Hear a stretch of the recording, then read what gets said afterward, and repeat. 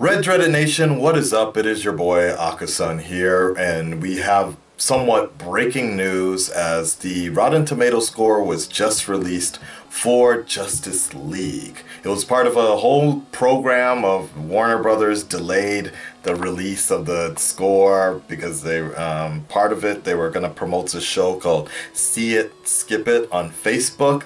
Well, the results are in, and now Justice League is coming in at 43% on the tomato meter, and this is aggregated results from the critics. It's safe to say that a lot of people are disappointed. I, for one, am not surprised. Disappointed? Not so much, because I didn't really care exactly what the score was. It doesn't change my perspective and whether or not I'm going to see this movie.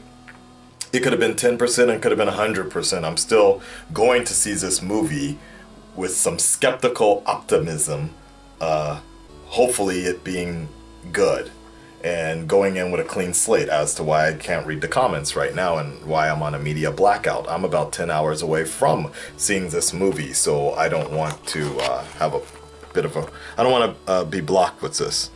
So, that all being said, 43% on the tomato meter. Will it change people from seeing this movie? I don't think so.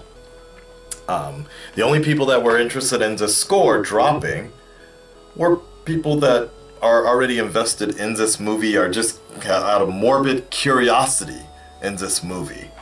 I think, if anything, what this does is it gets things out of the way now. We can get this talk and controversy out the way now. And those that were going to see it, they're going to see it anyways. And really what matters with this tomato meter, if anything, is that second weekend, that third weekend. But let's not forget that tomato meter is a combination of that, word of mouth, people that are just talking about it all the time. It's a combination of a lot of things, whether or not people are going to wait till the crowd dies down and check out this movie, if it's interesting or not. Here in Japan, one of the things I've always noticed is that people never care about the ratings. You know why? Because everything out here is considered the #1 movie in America, so people will go see it. People will or they won't see it regardless. It all depends on if it strikes as something they're interested in. And I think that's what a lot of people that are a little disappointed in the score need to remember, that if it was a high score, if Justice League was in the 90s, more people, yes, it would turn people's heads. But that's nobody's fault but Warner Brothers, Zack Snyder, everybody putting this project together. You know, you can't hate the critics for doing their job. As I said earlier today, that's exact, like in the words of Harley Quinn, we're critics, that's what we do. You know, that's what their job is. If there are problems in a story, if there are issues, if it's not something solid, that's their job to point that out. You know, Marvel has its share of flaws, but their good points more than make up for it, thus having better ratings, having better scores and such.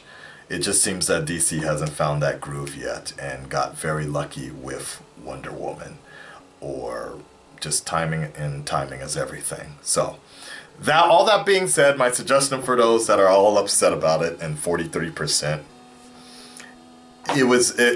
in my opinion, it was never meant to be. In order to get a higher score, they needed a fresh start, and they needed to go back to basics, which is something that Wonder Woman was. It was the beginning. It was the start.